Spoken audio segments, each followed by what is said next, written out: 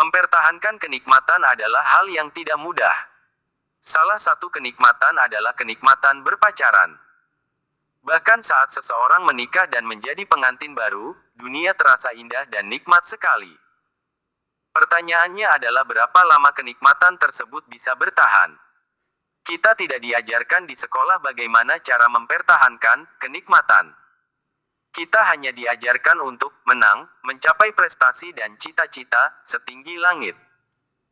Sayangnya pada kenyataannya kita juga perlu tahu kapan dan cara untuk kalah. Kita harus tahu kapan dan bagaimana mengalah pada pasangan dan juga mengalah pada keinginan anak. Tentunya mengalah secara terukur dan berimbang. Amin. Biasanya pasangan yang sedang dimabuk asmara, merasakan segala sesuatu indah dan nikmat. Sayangnya dalam membina hubungan rumah tangga atau mempertahankan kenikmatan itu, bukan seperti lari cepat atau sprint, tapi lari jangka panjang atau maraton. Kebanyakan dari kita terbiasa dengan kenikmatan jangka pendek seperti mencontek saat ujian, kecanduan pornografi, korupsi, rokok, vape, alkohol, narkoba, dan lain-lain.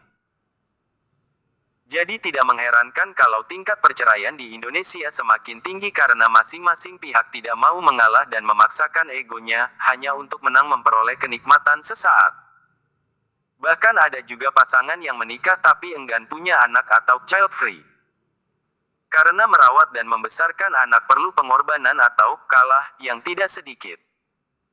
Mulai dari pengorbanan waktu, uang, tenaga, emosi dan lain sebagainya. Kalau tidak punya anak, tentunya kita punya lebih banyak waktu untuk menyenangkan diri sendiri dan menyenangkan pasangan. Tetapi kalau semua pasangan berpikiran untuk child free, ya keberlangsungan umat manusia akan berakhir, karena tidak ada keturunan lagi. Saya tidak menyalahkan yang berpandangan, child free juga sih. Mungkin mereka akan berubah pikiran dan mau punya anak jika diberitahu dan dinasehati dengan cara yang lebih bijak. Sekedar saring prinsip sederhana untuk mempertahankan hubungan yang nikmat adalah 1. Ikuti kemauan pasangan. Tentunya kemauan yang baik dan tidak melanggar hukum. 2. Pasangan kita, giliran harus mau mengikuti kemauan atau hobi kesukaan kita. Tentunya kemauan atau hobi yang baik dan yang wajar juga. Intinya kedua belah pihak harus mau mengalah dengan keinginan pihak lain. Kalau kita terbiasa memposisikan diri sebagai hamba yang melayani, tentunya tidak terlalu sulit untuk mempertahankan kenikmatan berpacaran dan kenikmatan berumah tangga dan mulai berpikir untuk punya anak atau keturunan, minimal satu dulu dah. Amin. Dikutip dari berbagai sumber di internet bahwa mempertahankan kenikmatan adalah hal yang tidak mudah, banyak sumber di internet cenderung setuju dengan pendapat tersebut. Mempertahankan kenikmatan memang tidak mudah. Ada banyak faktor yang dapat mempengaruhinya, seperti faktor internal. 1. Kebiasaan, semakin sering kita melakukan sesuatu, semakin berkurang kenikmatannya. Hal ini karena tubuh kita sudah terbiasa dengan sensasi tersebut. 2. Ekspektasi, jika kita memiliki ekspektasi yang tinggi, maka kemungkinan besar kita akan kecewa dan tidak merasakan kenikmatan yang maksimal. Jadi tetaplah rendah hati dan menaruh harapan rendah saja. Jika kenyataannya lebih tinggi dari harapan, maka itu hanya bonus dan kita senang tentunya mendapat bonus. Amin. 3. Keadaan mental, jika kita sedang sakit secara fisik ataupun sakit mental seperti stres, cemas, atau depresi, maka kita akan lebih sulit untuk merasakan kenikmatan. Faktor eksternal. 1. Lingkungan, jika kita berada di lingkungan yang tidak menyenangkan, maka kita akan lebih sulit untuk merasakan kenikmatan. 2.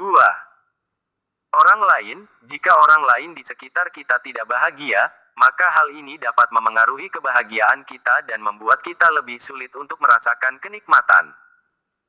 Namun, ada beberapa hal yang dapat kita lakukan untuk mempertahankan kenikmatan. 1.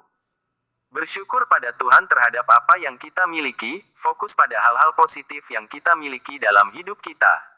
2. Menjaga kesehatan fisik dan mental, makan makanan yang sehat, berolahraga secara teratur, dan cukup tidur.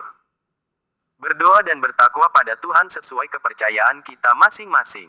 3. Membangun hubungan yang positif, habiskan waktu bersama orang-orang yang membuat kita bahagia. Hindari orang-orang yang toksik. Perlu diingat bahwa kenikmatan bukanlah sesuatu yang permanen. Ada kalanya kita akan merasakan kebahagiaan dan ada kalanya kita akan merasakan kesedihan. Jadi kita harus belajar untuk menghargai semua momen dalam hidup, baik yang positif maupun yang negatif. Yang terpenting tentunya ingat pada pencipta kita yaitu Tuhan Yang Maha Kuasa. Menjalankan perintah Tuhan dan menjauhi larangannya sesuai agama dan kepercayaan kita masing-masing. Mudah-mudahan hubungan kita dengan keluarga dan pasangan selalu dalam keadaan baik dan kita juga bisa merasakan kenikmatan hidup di dunia ini dan tentunya kenikmatan hidup baru nanti, setelah kita mati. Amin. Jika video ini bermanfaat, mohon tekan tombol like, subscribe dan berikan komentar positif. Dukung terus channel resmi yang hanya ada di YouTube yaitu @kalah secara aman. Terima kasih. Tuhan memberkati. Amin.